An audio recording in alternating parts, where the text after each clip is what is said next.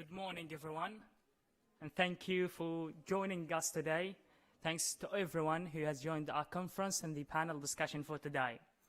On behalf of my friends, I would like to, and I am honored to welcome you all to this conversation to listen to a discussion on human flourishing. This is the first session under the topic of a new generation, reclaiming our future in a post-pandemic world. The next session will be presented by Silatech. Last year, the virus transmitted in our communities and disrupted many aspects of our lives. It was for the first time in a while that communities had something in common. Wearing masks, self-isolation, hand sanitization have become the new normal for all of us. Yet, how is a new generation leading efforts to change, opportunity, and prosperity? And how is youth reclaiming our bright future in a post-pandemic world? We all saw the value and significance of communities and strong communities across the world. In today's panel, I'm building a discussion around with my friends who have come here, and not only do I thank them for attending this session, but also for continuously putting efforts into contributing to their communities and giving back to their peers back home. But before handing it over to them, I would like to welcome Dalia Marouf, Fakhoura's engagement specialist who has meticulously been working on the design of the Civic engagement program, which is a part of Fakhoura scholarship program. So thank you, Dalia, and the program has benefited thousands of students, not only in my country, but also in other countries in the MENA region. Here you go, please. Good morning, everyone. I hope you're enjoying WISE so far. So I'm going to steal a few moments from the students. Hopefully it won't take too long. But I just want to welcome our students. 2 came from Gaza, and it's really difficult to travel during these times anyway. And 2 of our students came from Jordan, so they'll be telling you a little bit more about the program. And unfortunately, 2 of them, due to travel restrictions imposed on refugees, couldn't make it from Lebanon. But we've managed to get their message over a video clip for you. So I know there's been lots of really exciting sessions at WISE, but I mean, this is one of my favorite because you actually get to hear from the students how they've benefited from the program and what they've actually done in their communities and in their countries. But I think what's important is first to tell you a little bit about how civic engagement was structured. So the vision behind the program was that these students are not merely recipients of aid, but really they're the heart of the program. And if we invest enough in them over the 4 years of their higher education, what can happen is that they can go on to make ripple effects in their community. So it was the idea of nurturing civic-minded behavior and civic-minded attitude, that then over a period of time, they go back and it's a pay-it-forward attitude. How can everything they've learned, can they give back to a secondary audience within their community? And how this was structured was over 4 years. So you've got 4 levels to the program. You've got the assessment, then you've got level 1, level 2, and level 3. And at each level, they're given approximately 60 hours over a 4-week period in the summer, where they're taught social emotional learning spheres and also 21st century skills. And then through a journey of empathy, how can they create initiatives that benefit secondary audience within their community? And I just want to say a little bit more about level 3, because Badr and Huda were a part of level 3, and it was probably the most successful and the most difficult to design. And what happens is we give them basic, then intermediate level, and then advanced level. When you're talking 21st century skills, you're talking things like critical thinking, communication, negotiating skills, skills that, you can go and do a course in it for 1 day, but really are you going to be able to nurture it? It needs time to be nurtured and to be learnt. And level 3 was the idea is how can we create true sustainability and true scalability? So I'm sure you've been at different events and different, and working in the NGO sector and the educational sector, people talk a lot about sustainability and scalability, almost to the point they're just buzzwords. But what we did through sustainability is the idea that if Fakhoora or EAA should cease to exist, have we nurtured enough of the behavior and the mindset and the positive characteristic traits that these students will go on to create initiatives despite our program? And you'll hear a lot more from examples from Badr and from the other students when they come on stage. But level 3 was about them going out, designing a 2-week program from all the learning they had taken place over the last 3 years, and actually developing a small civic engagement 2-week course for children in schools in Gaza. And it was piloted across 5 schools in Gaza, and it was so successful that our colleagues here told us that the Ministry of Education wanted it across all public schools. So to be changing mindsets that this is actually just as important as education is brilliant. And the other thing I just want to go back to, so I'm going to show you a short clip now, and it's about our assessment and how we assess students and select the most marginalized students to take part in this program. Originally, it was just financial and academic ability, but if you're going to be fair, your most privileged student who's gone to a private school, who's had tutoring, who's had, courses that they can take part in, they're going to have the opportunity to have a higher academic score than the most marginalized that has other commitments within their family. So what we did is we said, okay, there's financial assessment, there's academic assessment. Now let's do something called a civic engagement assessment. I don't want to give too much away because the students at the time don't actually know what they're being assessed on. So we put them through a process for a day. They take part in different activities. But what we actually do is we assess them on their excellence of character. Do they have the positive characteristic traits that we're looking for, that they can maximize this opportunity over the next 4 years and really become civically minded citizens? The film that we're just going to show in the next minute actually says leadership, and this is one point I really want to stress, is level 1 we called it leadership, level 2 we called it leadership. Level 3 we realized, okay, by the definition of a leader it implies you have followers, which means there's a level of hierarchy. We didn't want that level of hierarchy because then you're feeding your ego, you think that you're doing a good thing, but then it becomes about taking pictures, posting them on Instagram, the number of likes you get. It was about, can you inspire hearts, minds, action through your behavior, through your characteristics? So please bear in mind, this film was done before we changed the title to Civic Engagement. And I know there's a lot of programs out there and they use the word leader, but for our program, we're very specific that we say it's civic engagement. They're civic-minded citizens who inspire people through their behavior and their action rather than through the traditional form of a leader. So I think, so I don't rattle on because I can talk about this for another 4 hours. I'm going to leave it to the students. They have a lot more to say, but I just want you to see a little bit of the civic engagement assessment and also the assessment for the students, but just ignore the word leader and just keep putting in your mind civic engage. Thank you.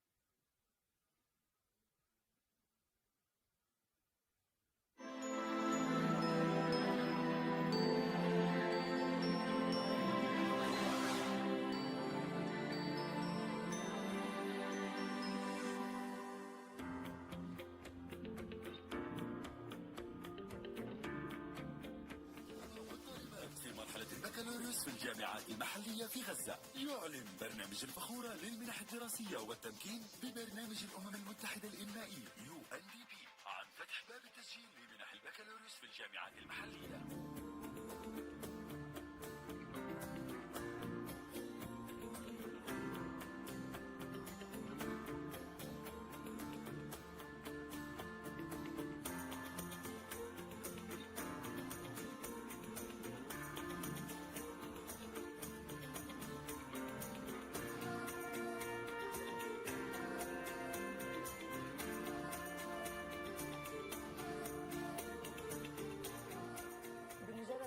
الاونلاين ابلكيشن رح تبدا مرحله الشورت ليست الاولى للزيارات الميدانيه، والمعايير اللي بنستخدمها هون هي الفقر والمعدل تبع توجيهي.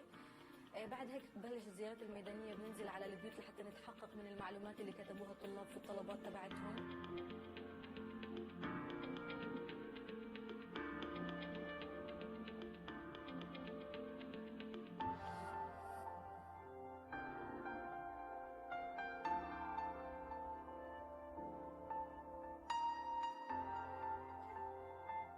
بمجرد ما يخلص الباحث الميداني رح يجي بدنا اياها على بيت الفخوره حتى تبدا مرحله الداتا انتري ويحدثوا الطلبات على النظام.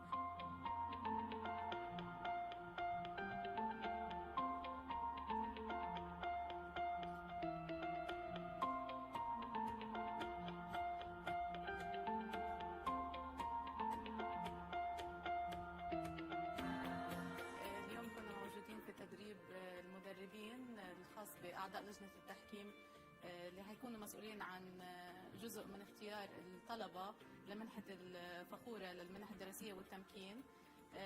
خلال التدريب عرفنا أكثر على قديش دورنا مهم ومسؤوليتنا كبيرة في اختيار الطلبة، وقديش احنا لازم نكون حريصين في إعطاء هاي الفرصة للطلبة المتقدمين للمنحة. تعرفنا على leadership assessment camp، ايش مكوناته وكيف رح يمرق الطالب من بداية اليوم بكسر الجليد، وبعدين في النشاط الأول ضمن المجموعة والنشاط الثاني ضمن المجموعة، ايش رح يكون دور الميسرين اللي موجودين مع المجموعات، وكمان ايش دور المحكمين أو الجوري ممبرز داخل العمل تاع المجموعة، وانتهاء طبعا بالمقابلات اللي حيتم عقدها بشكل فردي مع الطلاب.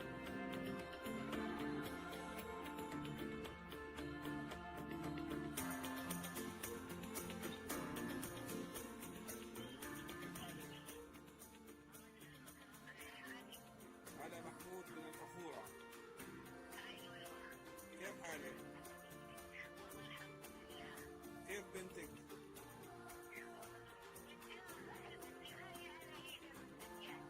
بنتك قدمت لمنحة الفخورة، بتعرفي أكيد صح؟ طيب يا خالتي أنا حابب أقول لك ألف مبروك، بنتك نجحت عندنا في الفخورة.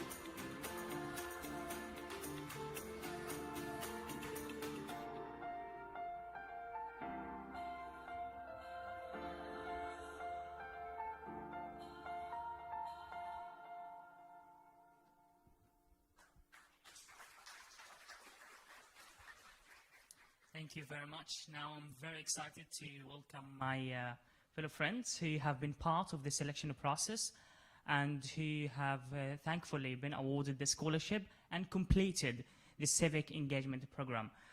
They have come from different areas actually. I would like to welcome Huda Limzani, Al-Fakhoora alumna, Palestine, Gaza, Mahmoud Ghazawi, Jordanian living in Jordan, also Al-Fakhoora alumnus, and Lena Shaqir, Syrian refugee living in Jordan.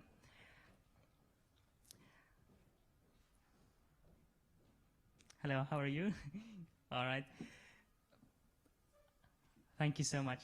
So we didn't actually intend to show two videos closely together, but one of our fellow friends was not able to attend, Radwan, Syrian also refugee in Lebanon, and we actually planned to have him online, but also due to technical internet technical issues, we actually he recorded for us a video, and we are going to watch his message with a recorded video. So let's watch his video.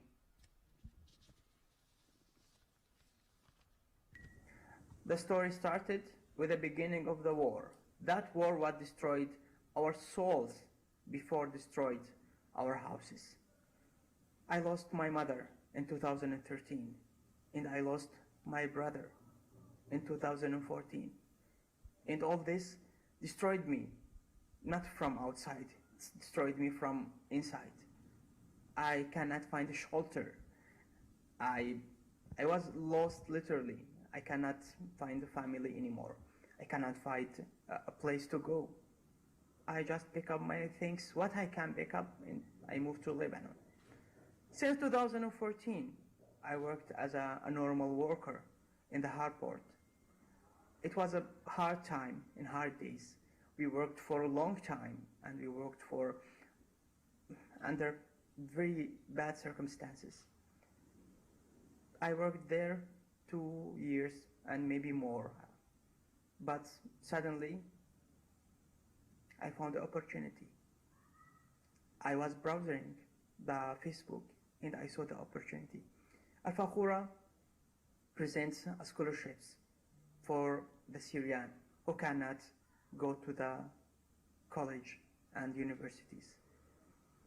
I just prepare everything and I sent request to them, and less than 1 month they answered me and they invited me to a placement test as a simple exam to understand who we are and what they should give us, how they should start with us.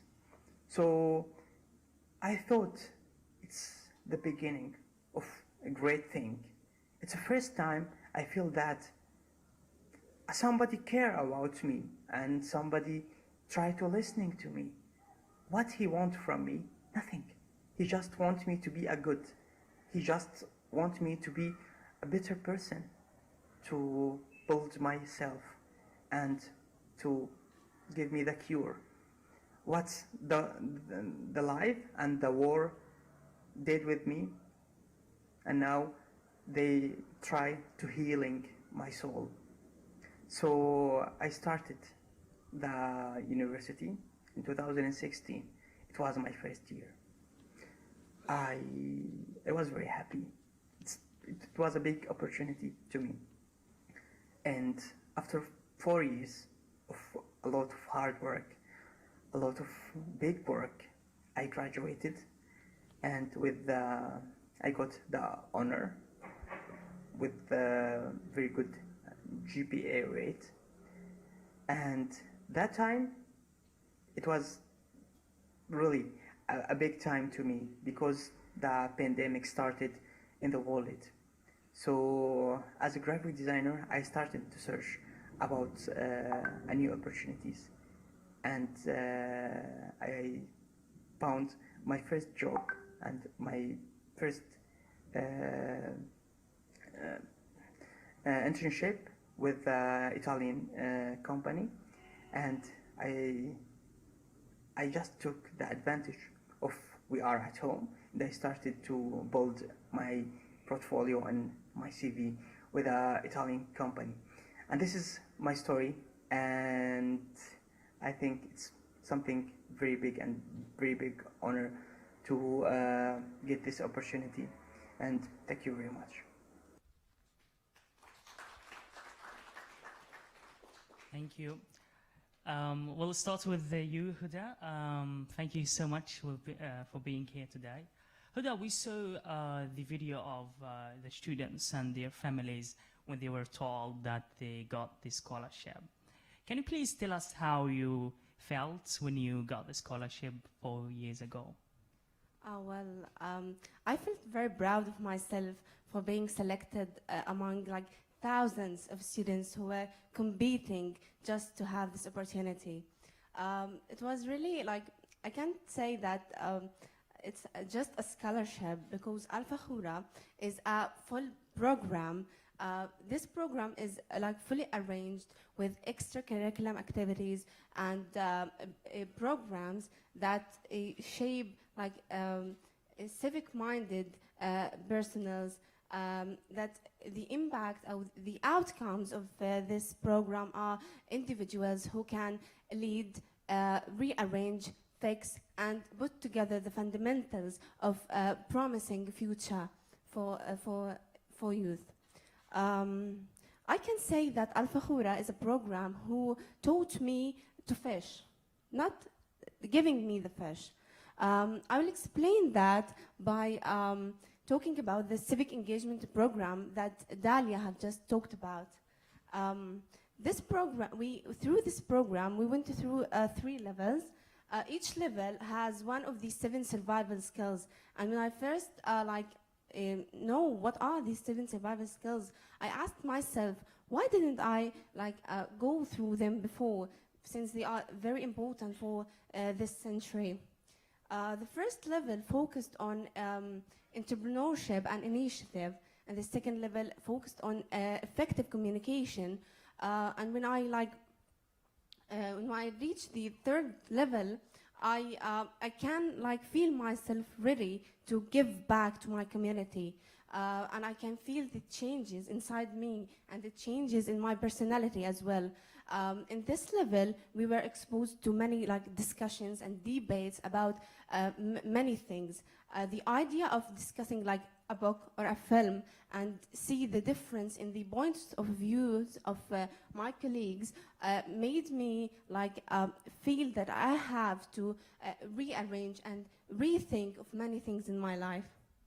Brilliant. And I do remember that time when we went through the 3rd level of civic engagement, and I had to be involved in discussing a novel that was for Khalil Gibran. That was impressive.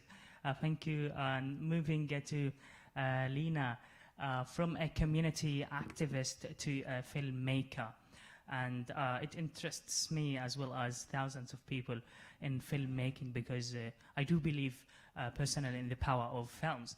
So Lena, can you please tell us how the scholarship helped you go with the community service activities and filmmaking?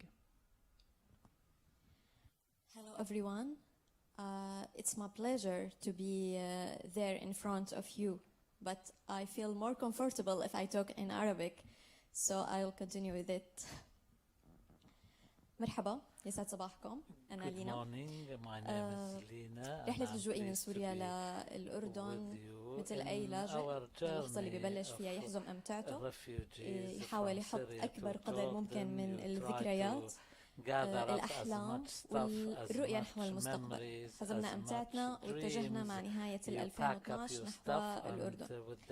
الشاغل الرئيسي كان بالنسبة لي كشابة 14 سنة كان اللحظة اللي أنا بشوف حالي فيها عم بتخرج، فكان عندي هاجس إن هل أنا حأكمل تعليمي أو لا.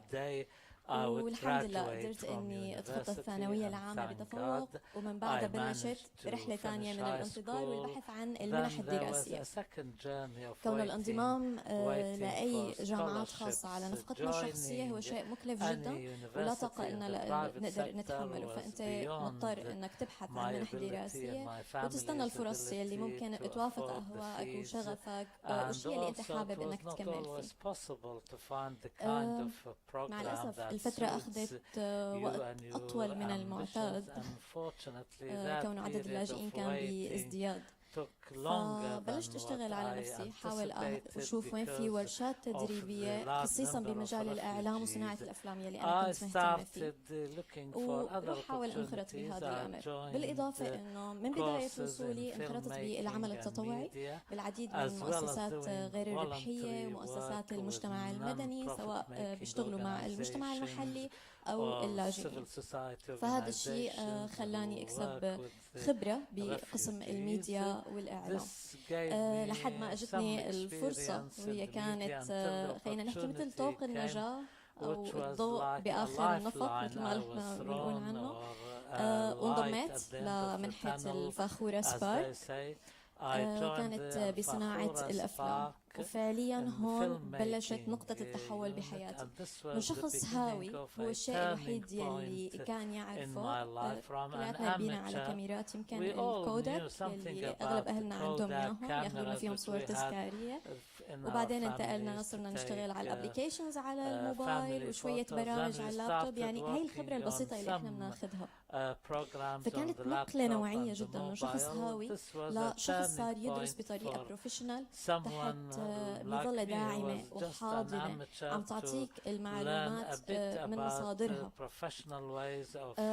هذا الشيء خلى عندي تطور نقلة نوعية بمجالي التطوعي بقسم الميديا وصناعة الأفلام. لذلك بعد سنوات من الدراسة ارتأيت أنه أنا أتجه أو سخر هي الدراسة بصناعة الأفلام القصيرة عن القضايا الإنسانية.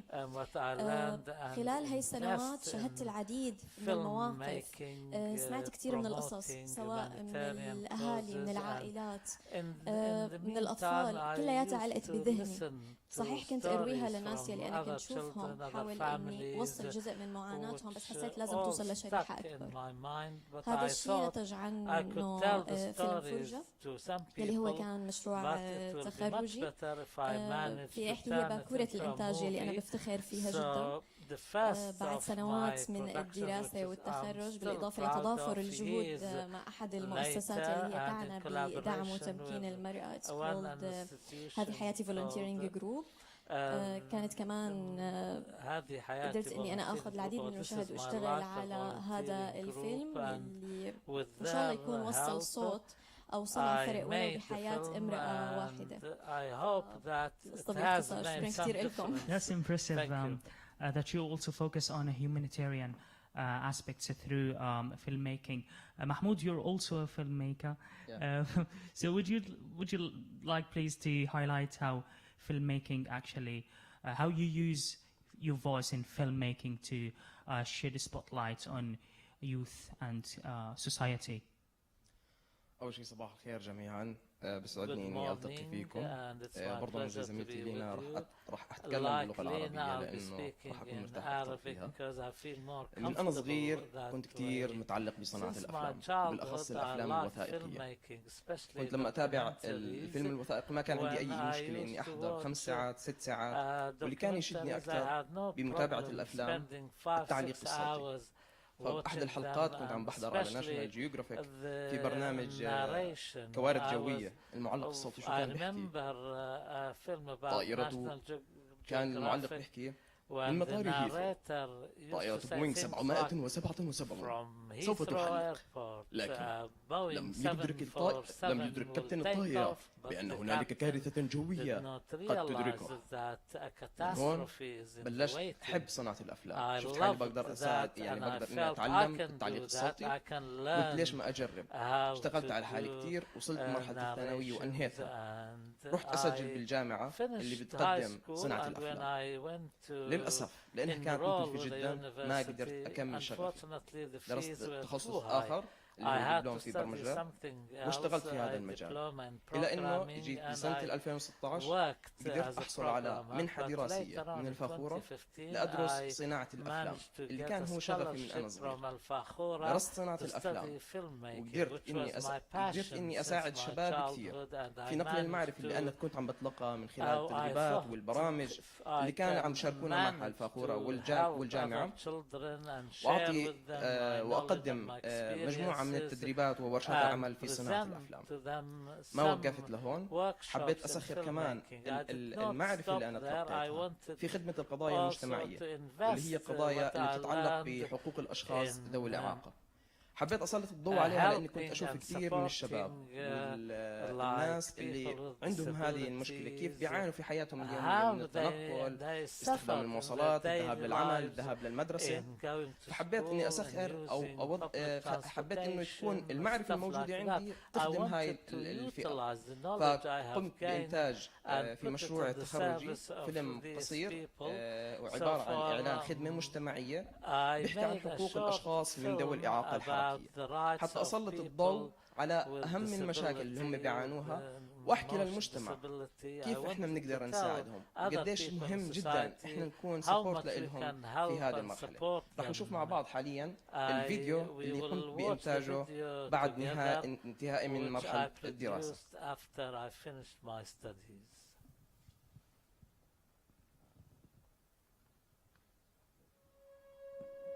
كل مرة بفتح عيوني وبشوف حالي مش قادر أوصل. بسأل نفسي معقول لأني مقعد ما إلي حق أعيش مثل الكل؟ التعليم من حقي، العلاج مهم لصحتي، لا تحرمني من الوظيفة، الرياضة كثير بتهمني، بدي أطلع مع أصحابي مش من حقي أهتم بنفسي، بتمنى أخدم نفسي بالمكتب بتزداد معرفتي، معقول بقدر أغامر؟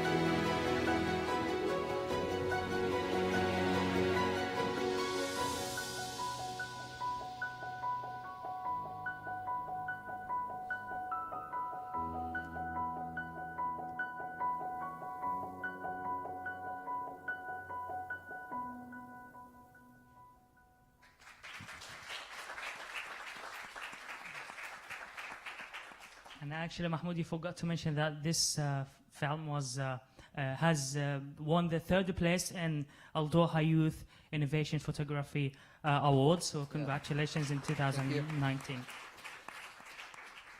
Civic engagement is important, but it has never been more needed than it has been during the pandemic. Communities, people came along together.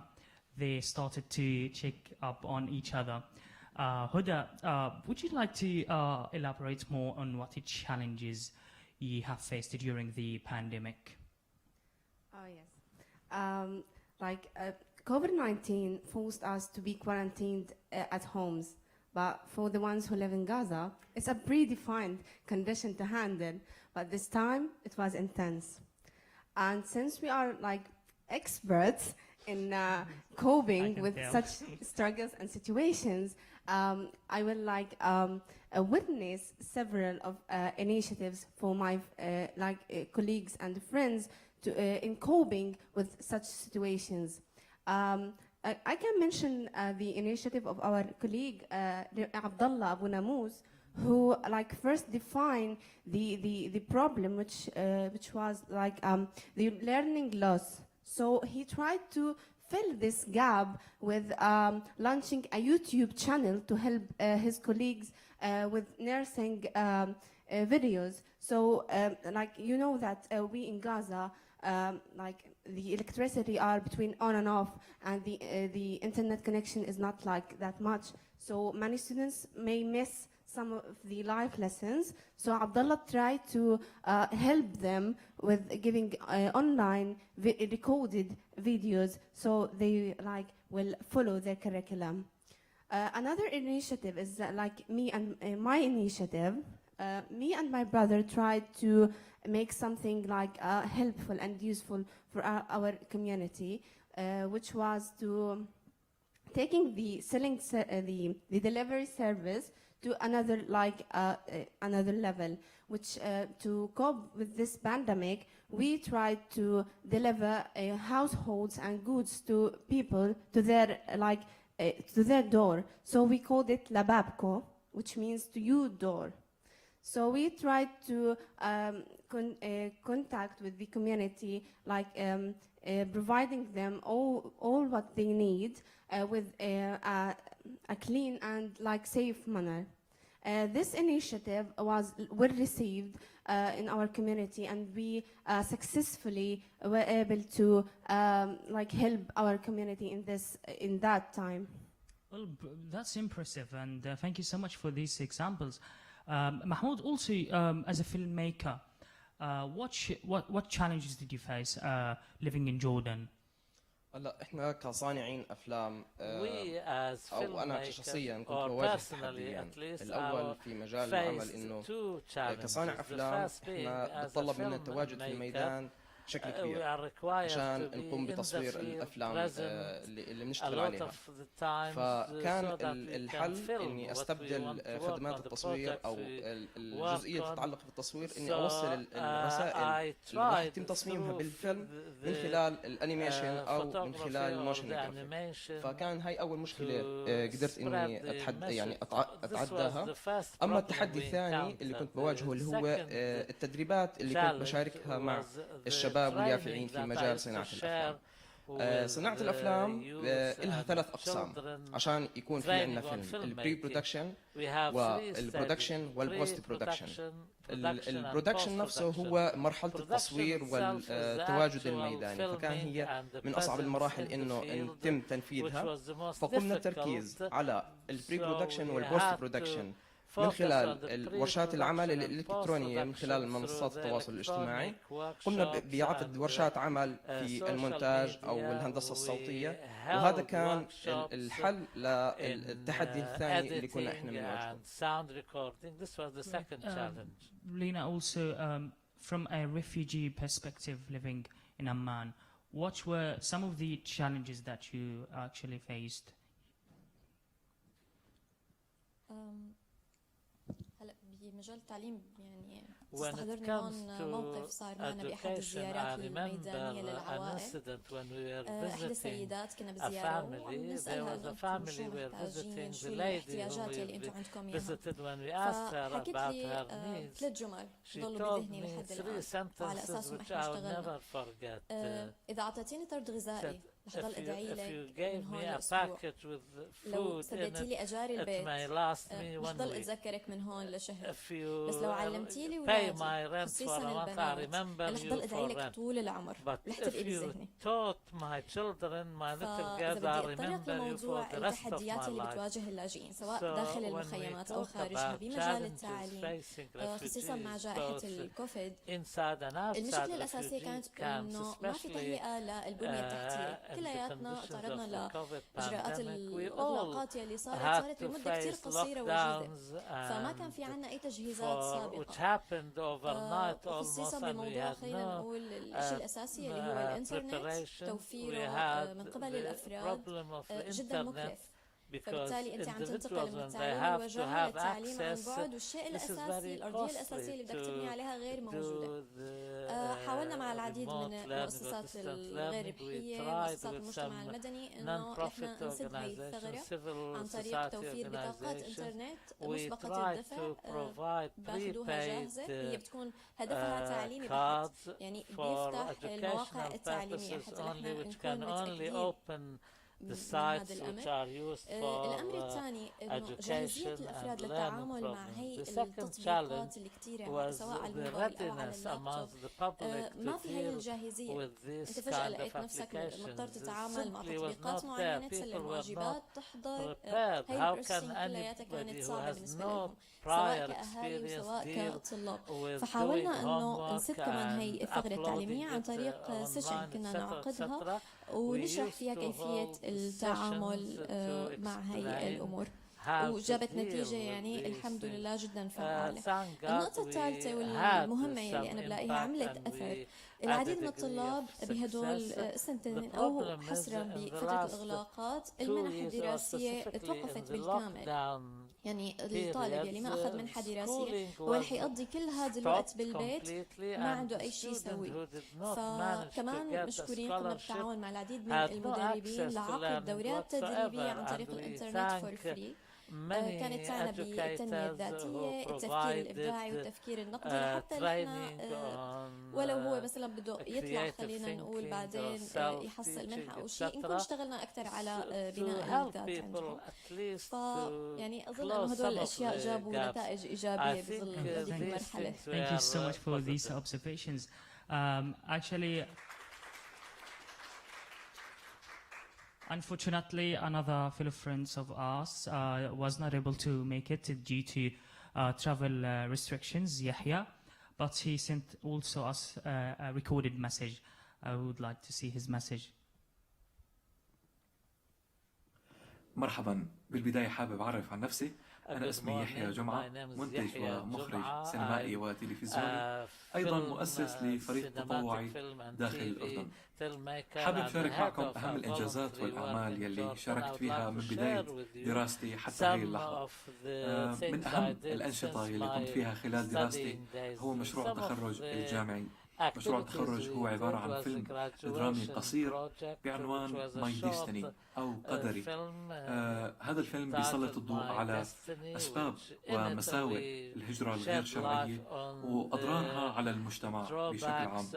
هذا الفيلم كان من أفضل الأفلام اللي أنتجتها الجامعة بسنة 2019. أيضا شارك بالعديد من المهرجانات وحاز على العديد من الجوائز كأفضل إنتاج وأفضل إخراج. كل هذا الفضل بيرجع لمؤسسة الفخورة يلي منحتني هاي الفرصة لأنه أتعلم هاي الخبرات يلي حصلت عليها خلال دراستي الجامعية، وأيضا طورت على هاي الخبرات يلي أخذتها من خلال ورشات عمل تابعة لمؤسسة الفخورة، أيضا خلال دراستنا الجامعية، إلى أن أصبحت ما هو عليه الآن، يعني مخرج ومنتج وأيضا مؤسس لفريق تطوعي ضخم جدا داخل المحافظات الأردنية، منتشر داخل كل المحافظات الأردنية. كما ذكرت سابقا يعني حصلنا على ورشات عمل خلال الدراسة تحت رعاية مؤسسة الفخورة. كانت عدة ورشات عمل صراحة، لكن أهمها كانت ورشات عمل حول القيادة المدنية والريادة المجتمعية. خلال الورشة كان لازم أنه نشتغل كمجموعة حتى نطلع بمشروع يساعد المجتمع بشكل عام واللاجئين بشكل خاص. فكان المشروع جدا بسيط، ما توقعنا انه يصير واحد من اهم الفرق التطوعية. كان مشروعنا هو فريق تطوعي بسيط، بس ما توقعنا انه يصير فريق تطوعي ضخم. تمكنا من بداية المشروع حتى هي اللحظة مساعدة مئات الطلاب والمرضى وتأمين احتياجات عوائل بأكملها داخل المخيمات وخارجها. يعني نحن بنأمل إن شاء الله أنه هذا الفريق التطوعي ما بس يكون داخل الأردن، إن شاء الله رح يكون فريق تطوعي منتشر حول الوطن العربي كامل.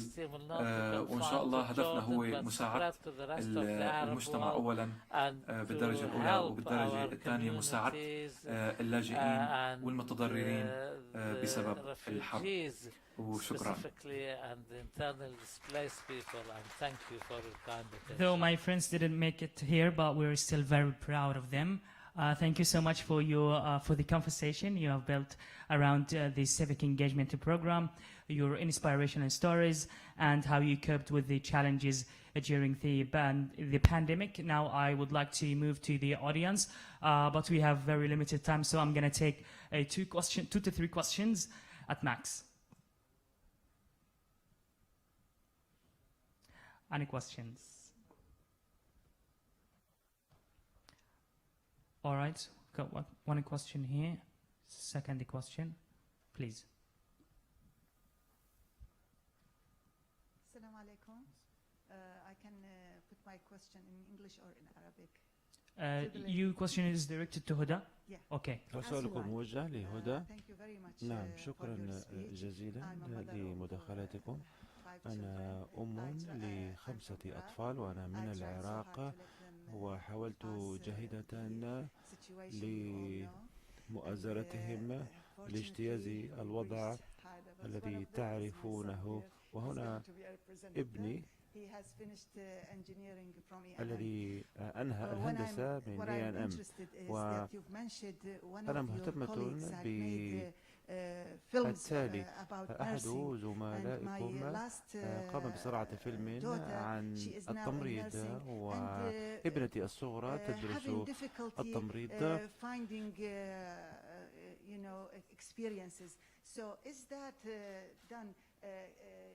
Can be used for all over the world, or it's meant to be used in Palestine, dear Palestine? Okay.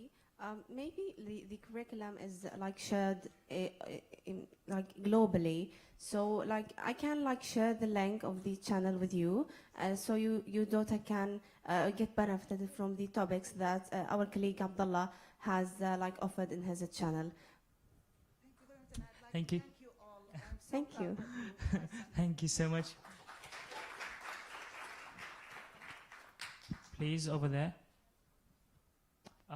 There was, okay.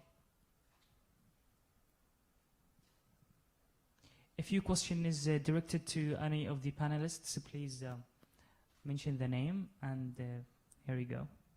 I need someone from Al Fakhoora program to answer my question. Is that possible to...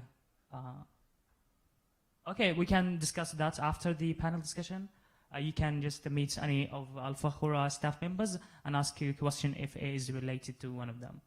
So or if like a staff member is better to understand and to answer your question. Okay. As we have a limited time. Thank you so much. Okay. Yeah. First of all, I want to say thank you, because you are not simple student. You were heroes. My first question is, I want to know why you choose this field as a movie maker. Why? Mm-hmm. Maybe this is directed to the filmmakers. Okay. ليش صناعة الأفلام؟ هلا بالإضافة لقصة إنه أنا كنت كتير متعلقة بالكاميرا من صغري، وين ما بتلاقيني رايحة بتلاقيني ماسكة هي الكاميرا وعم تسجل هي الأحداث. أنا حدا بيحب جدا توثيق الذكريات. كان دائما عندي خوف من إني أنا أفقد ذكرى معينة، وصار هذا الشيء معنا مع الأسف. حتى يعني بالرحلة ما بين سوريا والأردن كانت كاميرتي معي وقاعدة عم بصور فيها، وهذا عرضني يعني لشوية أمور. فبعدين لما دخلت بالموضوع التطوعي والإغاثي، لما أنت بتشوفي هاي القصص ولما بتتلقي هاي المعلومات بتفكري إنه أنت كيف ممكن تساعديهم. أنا كلينا لا أملك، خلينا نحكي، المال لمساعدة جميع الأفراد. يعني أنت عم تحكي بدك قوة مالية لحتى أنت تحلي هاي المشاكل. بترجعي مثلا آخر الليل بتفكري شو ممكن أعمل، شو ممكن أساوي. فنحن هلا بالقرن ال21 لما نطلع على القوة الإعلامية ومدى تأثيرها وقديش هي قادرة تحل بعض الأمور وتغير آراء وتلعب، يعني إذا بدنا نحكي بهذا المصطلح تلعب فينا كلياتنا. لذلك كان اتجاهي نحو الإعلام وخصيصا نحو القضايا الإنسانية، لأني أنا لامستها وأنا طلعت من بين هدول الأشخاص، فحسيت إنه أنا كان ممكن إني أنقل صورتهم وصوتهم بشكل أفضل، وإن شاء الله أقدر أكون حققت هذا الشيء. Thank you, Lina. Sorry because we have limited the last question. Thank you, Lina. Okay, we've got. All right, we will meet you after the panel discussion. Very sorry about that. Thank you so much for the audience. I hope you enjoyed. And now I'm handing it over to Ms. Banan Masoud from Silatech, where you can hear more from their youth team. Thank you so much.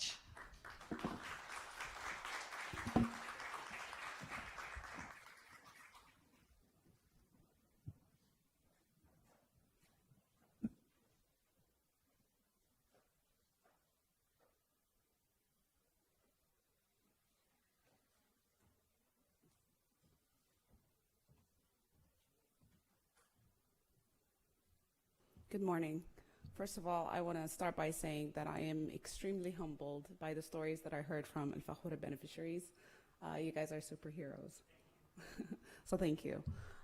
Distinguished guests, ladies and gentlemen, my name is Banan Masoud. I am the head of planning and evaluation at Silatech, and I am extremely delighted to be moderating the second part of this interactive session that we are co-organizing with our partners Al Fakhoora from Education Above All. As you know, the panel is entitled A New Generation, Reclaiming Our Future in a Post-Pandemic World. This session will highlight the empowering journeys of our remarkable Silatech beneficiaries and youth advocates in Qatar and beyond. We will learn about the positive socioeconomic impact that our beneficiaries have made within their communities through Silatech's employment initiatives.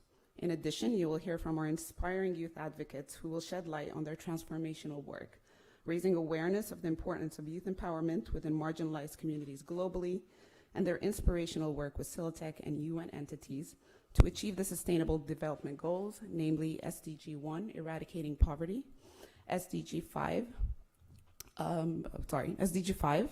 SDG 8, and SDG 17. The session will include opening remarks from our keynote speaker, followed by a panel discussion with our beneficiaries and youth advocates. And then we will conduct a brief Q&A and closing remarks that capture the ambition, resilience, and adaptability of young people when empowered through meaningful employment. And now, without further ado, and this moment brings me great pride, I would like to have the participation of our esteemed keynote speaker, the Honorable United Nations High Commissioner for Human Rights, Michelle Bachelet. And she will be participating through a video message. Ladies and gentlemen, Michelle Bachelet.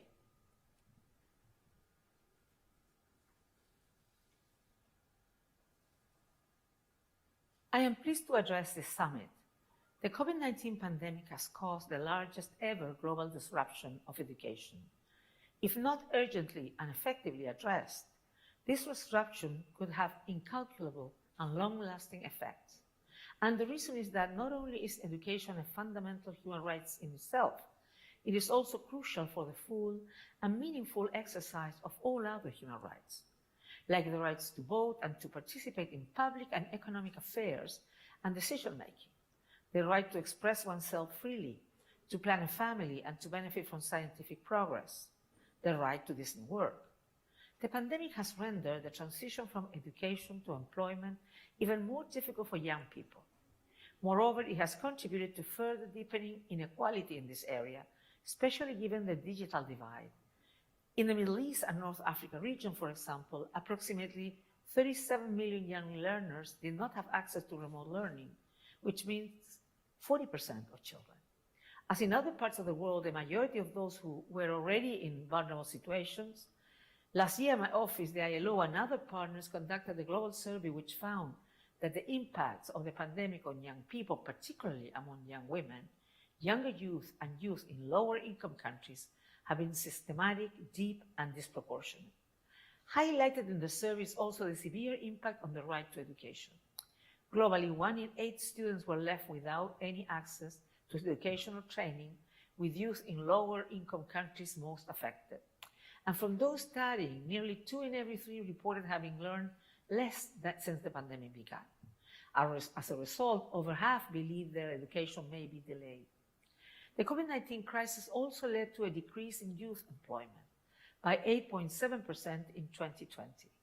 Even more concerning is the fact that young people who lost their jobs are not finding the education or training opportunities they need to re-enter the market. The scope of this educational disruption is an overall catastrophe, but we cannot lose sight on the gender perspective. The closure of schools and educational institutions make girls and young women more vulnerable to child marriage, early pregnancy, and gender-based violence, all of which decrease their likelihood of continuing their education or accessing the job market. All of that is on top of the barriers young women already face when entering the labor force, including unequal pay for work and of equal value, violence and harassment in the workplace, and unpaid care work. We must recover better than this. We must ensure that all people fully enjoy their economic, social, and cultural rights, including the right to education and the right to decent work. It is increasingly and abundantly clear that the only way out of this crisis and to more just and resilient societies is through human rights. And to uphold universal human rights, young people need to be both aware of them and of the means to ensure their protection. This is the fundamental task of human rights education, to equip individuals with knowledge, skills, and attitudes that help them identify, claim, and defend the human right of us all. It enables young people to recognize and fulfill their role as active citizens, participating in public affairs and democratic decision-making processes.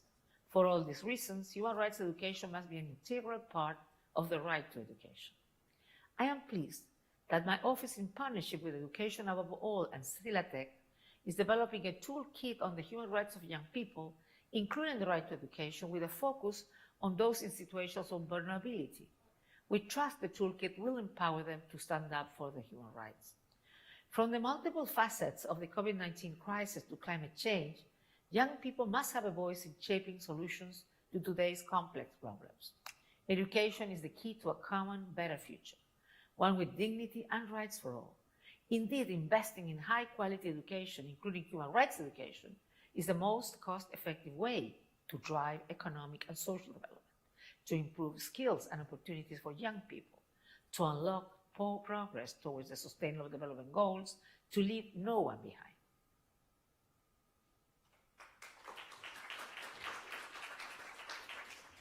Those insightful words from the Commissioner Bachelet are thought-provoking and resonate with the holistic experiences and stories that we will be shortly hearing from our beneficiaries and youth advocates.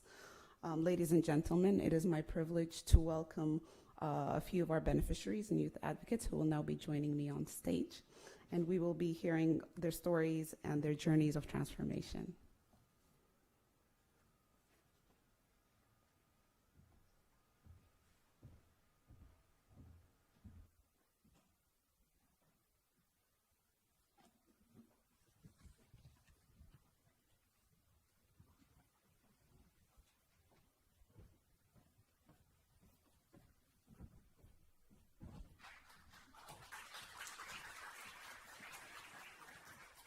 Good morning.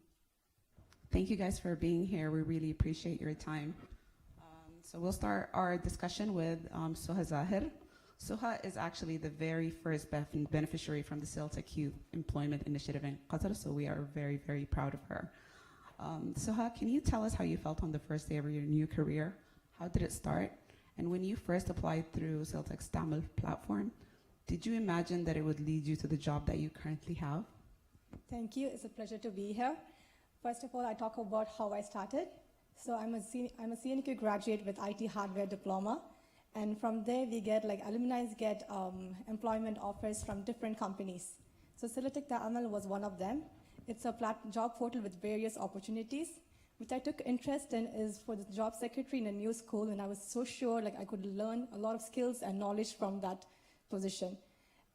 But I came from an IT background, so I was very hesitant at first. And everyone was asking me to stick to IT and not go for another field. But I'm so glad I took a step and went to another field because the people I'm working with, people who train me, are absolutely amazing. And it's a beautiful environment with different diversity. There's a lot to learn from, and you can just be happy just being around them. And also the first beginning few weeks, we did not have an IT support because we're a new school, obviously, and I did assist them with IT, and that was really fun for me. And about how my first day at work was, I was very, very nervous. Same way when I was nervous to come here as present. But with a beautiful team in my school as well as in Silatech, I was able to reach here. Thank you very much, Suha. We wish you the best of luck in your career. All right, next we have our youth advocate, Haya Al-Thani. Haya, you have been actively engaged with Silatech as a youth advocate since you were an undergraduate at university. Can you tell us how being an advocate and working with Silatech has shaped your character, and how has it changed your perspective of the world that the youth live in? So first of all, thank you for inviting me to speak in this panel. I think that Silatech has influenced my character on various ways. But most importantly, I think that enhanced my sense of responsibility towards achieving the Sustainable Development Goals of the United Nations. Other than that, it did influence my perspective on tackling major world issues. I think that Silatech has this unique approach of tackling issues such as poverty and terrorism, and that is by securing job opportunities. So Silatech basically advocates for the idea that unemployment and poverty could lead youth to lose hope and therefore join terrorist groups. So it's the idea that youth don't engage in acts of violence, they don't have an interest to engage in acts of violence, but they only do so when they lose hope. They don't have any other opportunities. So so I think that it's this idea that Silatech advocates for, that economic empowerment and development is key to prevent conflict and also to sustain peace in marginalized communities. Thank you, Haya. I have to say it has been an absolute pleasure witnessing your journey as a youth advocate with Silatech, so thank you. Now, Ahmed, you've contributed to several Silatech campaigns advocating for youth issues including unemployment, marginalization, and poverty. In your opinion, how does solving these issues contribute towards the achievement of the UN SDGs? So first of all, it's a great honor to be here with you. Ahmed Tami, graduate from Texas A&M, an engineer in 2020. Continuous highlighting issues with decision makers and with the global youth, it will, in a time, it will support in achieving the SDG goals.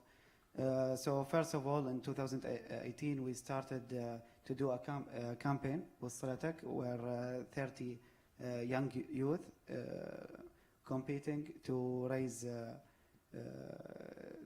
fund in 30 days and to support 30,000 Syrian refugees. At the end, we empowered 35,000 Syrian refugees in just 1 month. It was this is the first experience we got. This was in 2018. Then we continues to achieve the set goals. The second one was participating in Geneva, where we met all the decision makers there, and we raised the awareness of all these kinds of issues: poverty, marginalization, and unemployment. Then we start to reflect that on the ground. So when the Afghan refugees came to Doha, we did many courses to them about financially, or for example about how the entrepreneurship life should be done, and we got a very positive feedback there, and this of course will have along the life effects on them first, but as well they will train the trainers. So these people who we train them here for a month or so, they will train the people there in the final destination. So this of course it's one part that can be the start for many other phases. Absolutely. That was incredibly insightful of you, Ahmed. You truly embody everything that we expect our youth advocates to be. Now back to Suha.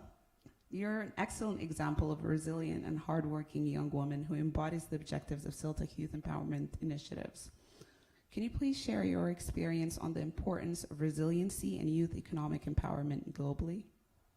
Resilience was a strong word earlier, but today, for us to stand up to the word, one must be resilient. In this situation, at this era, most youth have hardly faced any difficulties because we were brought up with ease. So I'll say to the youth to break from your comfort zone, learn new skills, empower yourself. You may tumble a few times, but just keep growing and just keep growing. Find anything that can help develop yourself. And through this Silatech initiative in Qatar, the youth initiative, I was able to find this great job. And I'm really happy with it. And I encourage young men and women to use this platform, Ta'amil Silatech, to find great opportunities for yourself. Lastly, I will say to the youth is to expect little from people, but a lot from yourself. If you want something, you have to keep trying.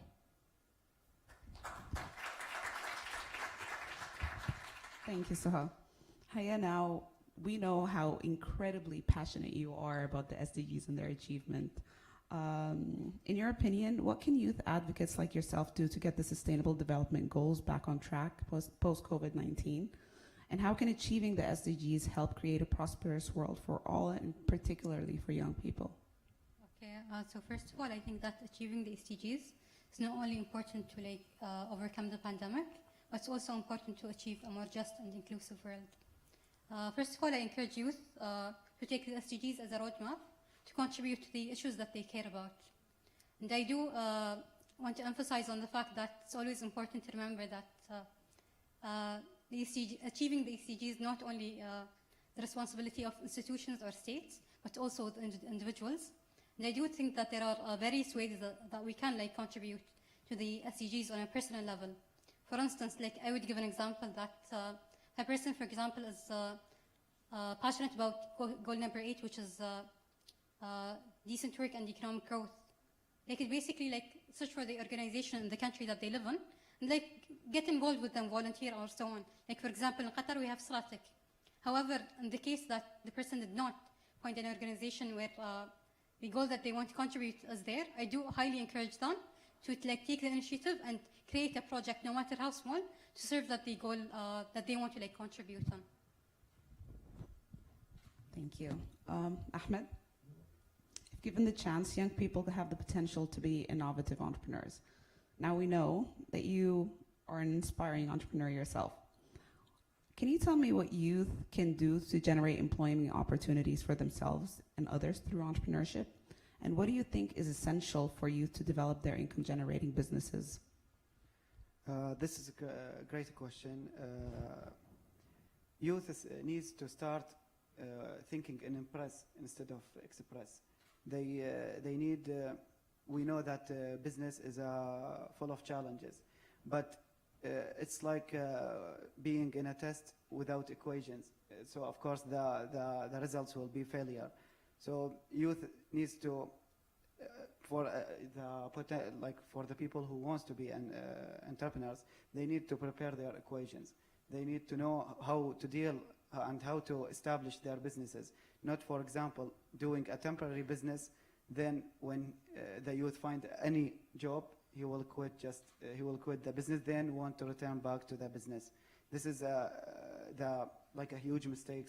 Many of entrepreneurs do it. People as well, for the youth, they need to collaborate. They need to focus on collaborations. They need the tools, for example. Tools is not just money. Some people start from zero, and yet they achieved great things. I just established my 5th company. It's a startups, but the latest one is about courses, where we have the bridge between the experts people and the hard worker young youth. The main goal is to give online courses. The main goal is to give their experience through lectures, summits, and so forth. And this, of course, was the result of being in Silatech for many years. So not everything is about the money itself, but the entrepreneur need to know that how to shift the mentality from being an employer to being an owner, from being a freelancer to be a sponsor. This needs a lot of tactics. This needs a lot of dedication, and yeah. Well, thank you so much, Ahmed. And let me tell you, we've always been very, very proud of all the work that you do. All right, I'm now delighted to be welcoming our beneficiaries who will be joining us via live stream from Morocco. I hope we will not face any technical difficulties.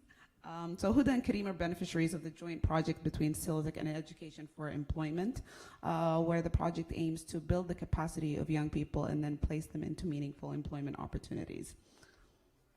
All right, so we have both Huda and Kareem.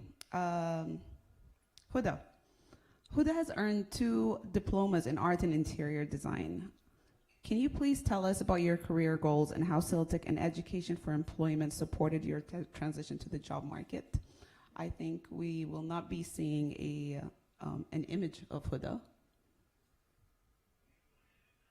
All right, then we will go to Kareem. Hi, good morning, Kareem. Kareem, can you tell us how essential you think education and capacity building, including vocational training, are for young people to gain the competitive skills that are in high demand by employers? And how have the reskilling and upskilling program initiatives provided by Civic and Education for Employment helped you towards your employment? Well, first of all, I thank you all for having me. I think vocational education and training is of great importance for our professional development.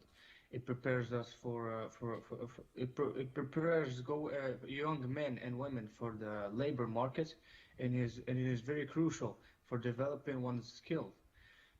For so long, vocational education has been the tool that European countries have used to maintain their intensely competitive environment. And as we can see, it worked out just quite well for them.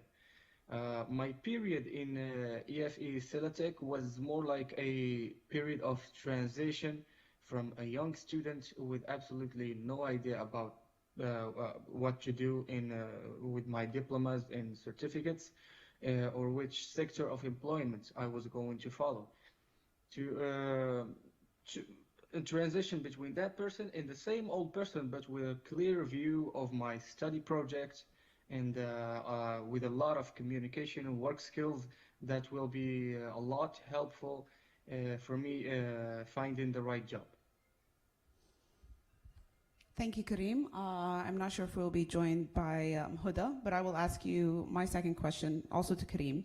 Kareem, after participating in the focused reskilling and upskilling initiatives by EFE and Silatech, what do you envision your future in the job market will look like?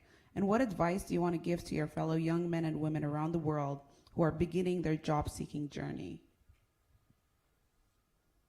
I think the reskilling and upskilling initiatives presented by EFE Silatech were so helpful for me in many ways.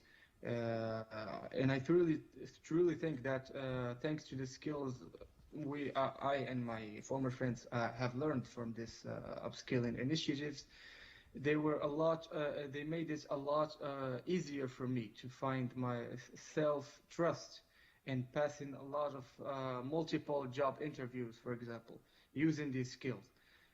My advice for the young community, for the fellow men and young men and women, is to try to always trust yourself, find some self-confidence, to try to have a more clear view about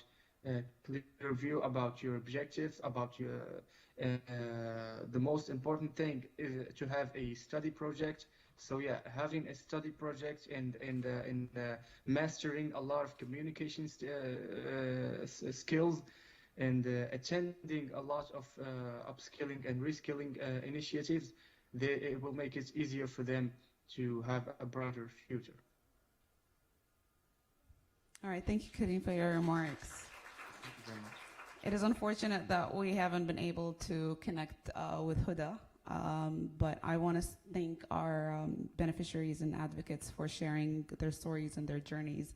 We'll now have an opportunity to ask a couple of questions to our beneficiaries and advocates from the audience before we conclude the session and get to our closing remarks. So the first question will go to the young lady in white and, all right, the gentleman right behind her. Hi, thank you. Oh, is it working? Okay. Hi, thank you so much. This is Sharat Faleh from Qadr Foundation International. I have two questions for Ahmed and Haya. I'll start with Haya. Haya, can you tell us about Silatech's social mandate and its impact on promoting the SDG 5 related to gender equality? And how does it enable the economic development of marginalized youth in MENA and beyond? And then Ahmed, I would like to ask you about, you talked about the entrepreneurs and them starting something and quitting. How does Silatech help sustain their livelihood and help them continue their projects and businesses without quitting? Thank you. All right, Haya, you can go first. Okay, so thank you, Shahad, for your question. Okay, so I'll answer based on what I know, but like you can correct me as an employee from Silatech. So first, I'm very proud of Silatech for for contributing to the gender equality goal. And as far as I know, that Silatech, that by empowering youth from both genders, they basically empower women as well. But I know that they focus on women. They thought, as far as I know, there's a project in Palestine that empowers women, that focuses on women empowerment. Yeah, that's it. Thank you. And for the second question, the unique thing about Silatech is not giving money. It's only giving money. It's giving the resources, the right resources. I will as well take a quote from the previous panelist. She said, they just didn't give me the fish. They taught me how to fish. So this is a great sentence. This is what is happening with Silatech.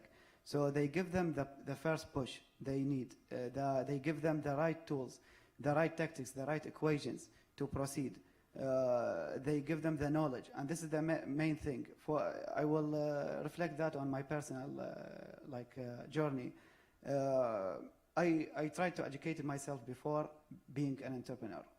Since being in Qatar Student Association in the university, head of events, then I proceed with multiple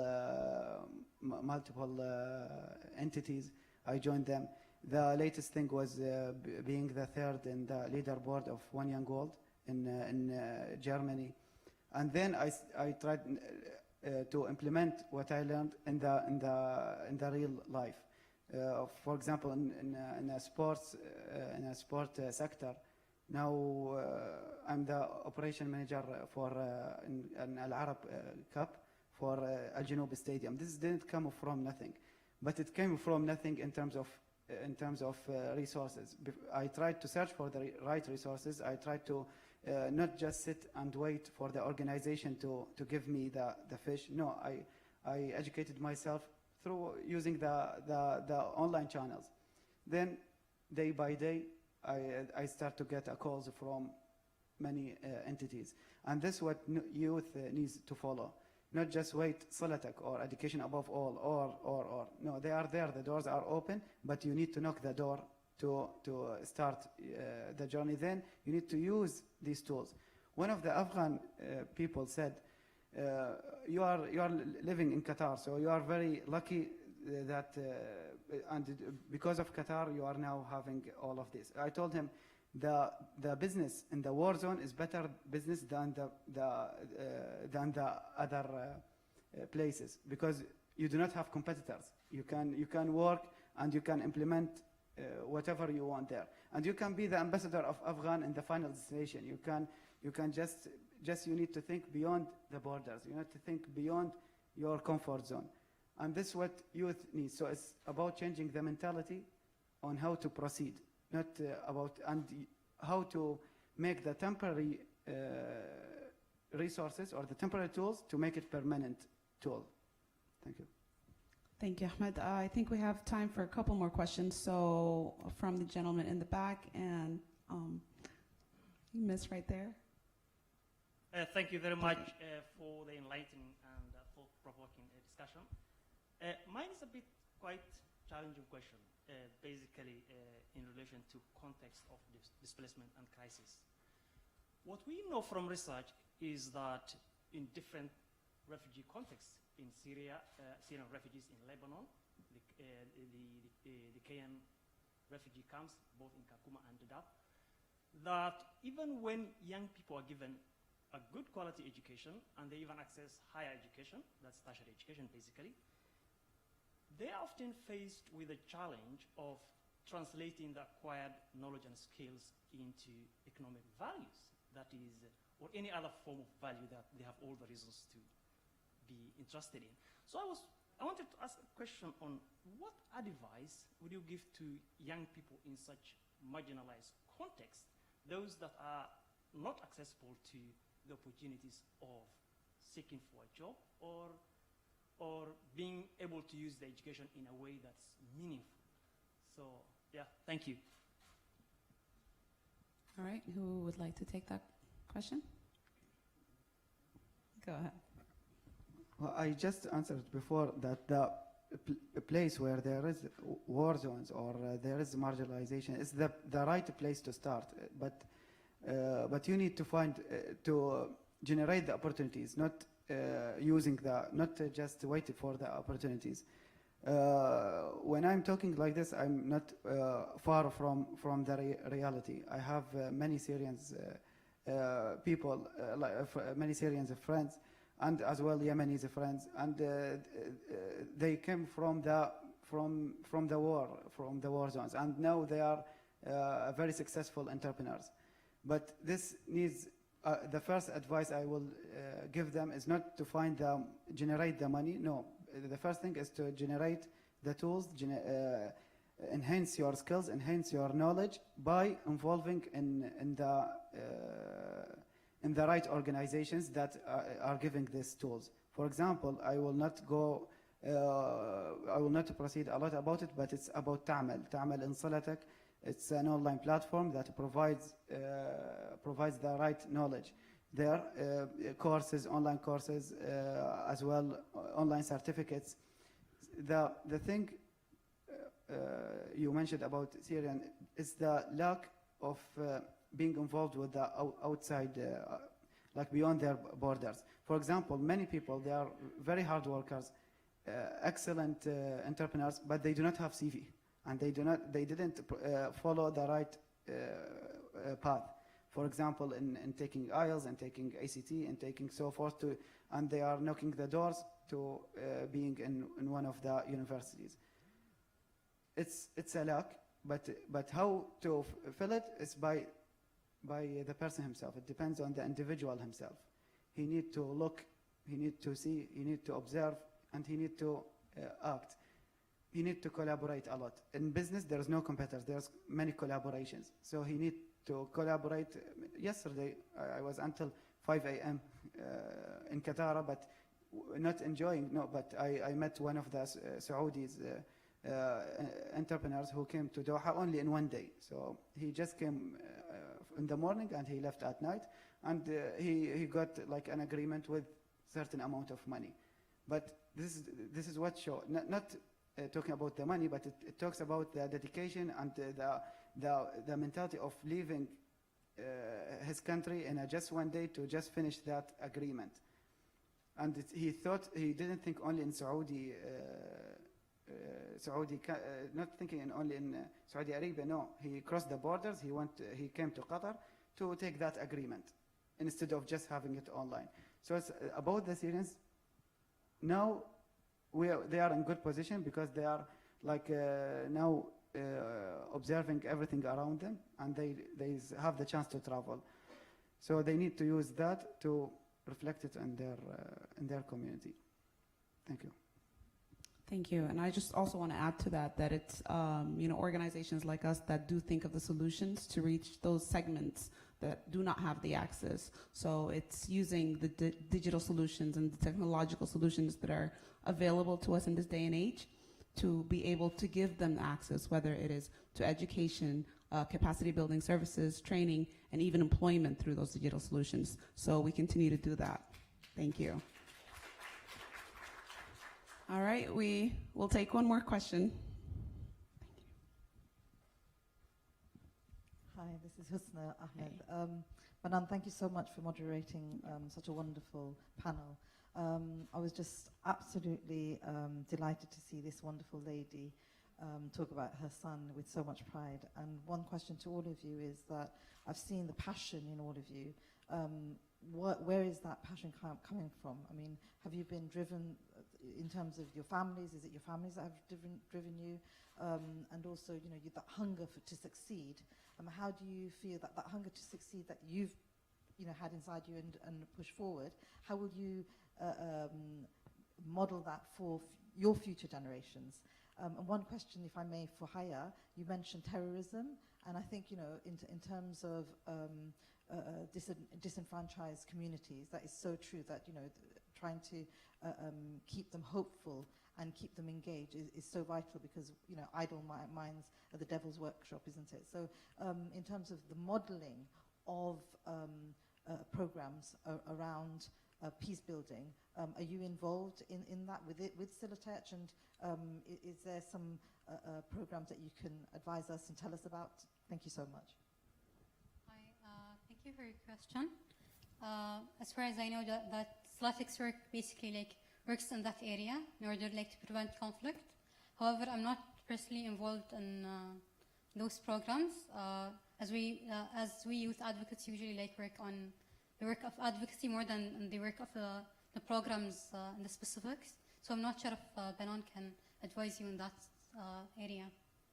Yes. So thank you for that.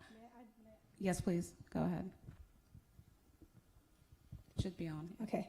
May I add up with the passion?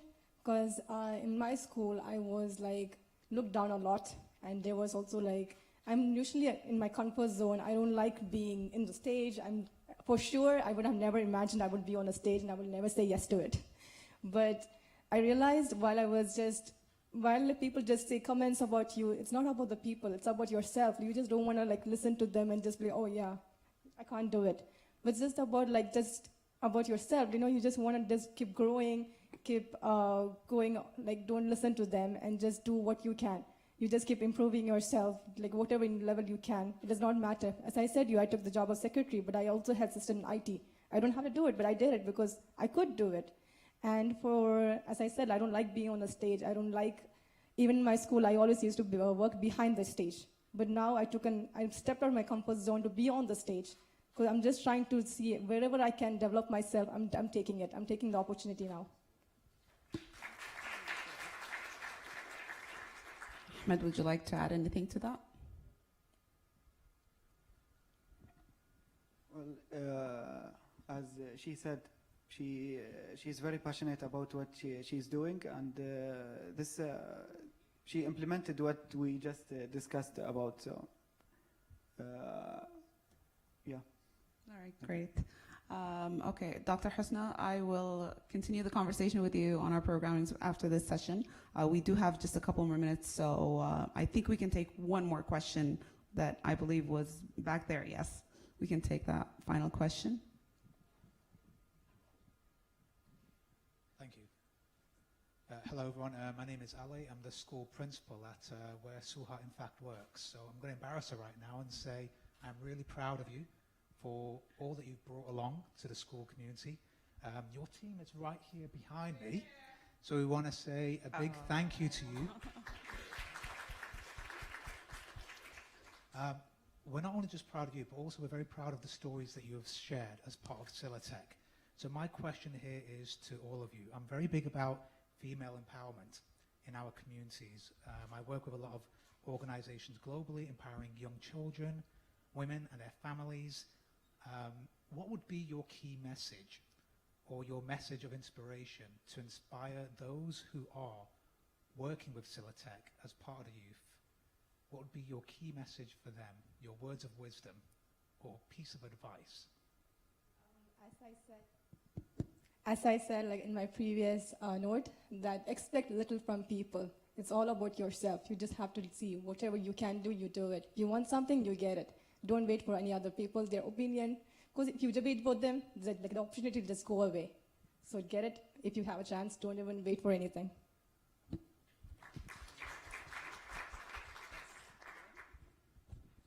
If I may add to that as well, someone need to consider that the day is a white sheet waiting to be written on. So every day, the person himself, he decide or she decide what's to be written in that paper, whether it's a positive or negative. Thank you. All right, thank you, Haya. For closing remarks. Wisdom.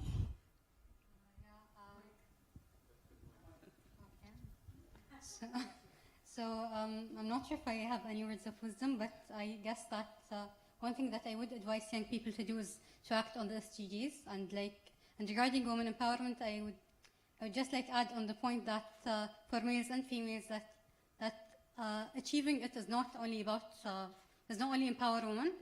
It's about the idea of empowering the whole community as a whole. Like don't see it as a thing that is negative, because it achieves in the end sustainable development, which impacts the whole society, the whole world. Yeah. Thank you. Thank you. Thank you so much. Thank you for being here once again. I think this is all the time that we have. In closing, we certainly recognize the paradigm shift in the wake of the global pandemic and its tremendous impact on the lives of young people. Without access to decent education, without access to the employment opportunities that they need, the future will be very different. But it is very exciting to see how ambitious they are, how resilient they are, and how they continue to push forward. At Silatech, we are proud of the work that we do with and through our strategic partners, and in working in more than 18 countries to empower marginalized young people. Our recent partnership with the Bill and Melinda Gates Foundation and Education for Employment and our new Youth Employment Initiative in Qatar are further examples of our unwavering commitment to empowering marginalized young people and who are aiming to reclaim their future and reclaim the world, really. been more important than ever to work with existing and new strategic partners as we turn the page on this devastating pandemic. Therefore, ladies and gentlemen, I call upon you all to connect with Silatech to transform the livelihoods of marginalized young people and to advance the impact of our strategic initiatives and our collective effort and need to support these young people. Thank you very much all for being here, and I wish you all a very great day ahead.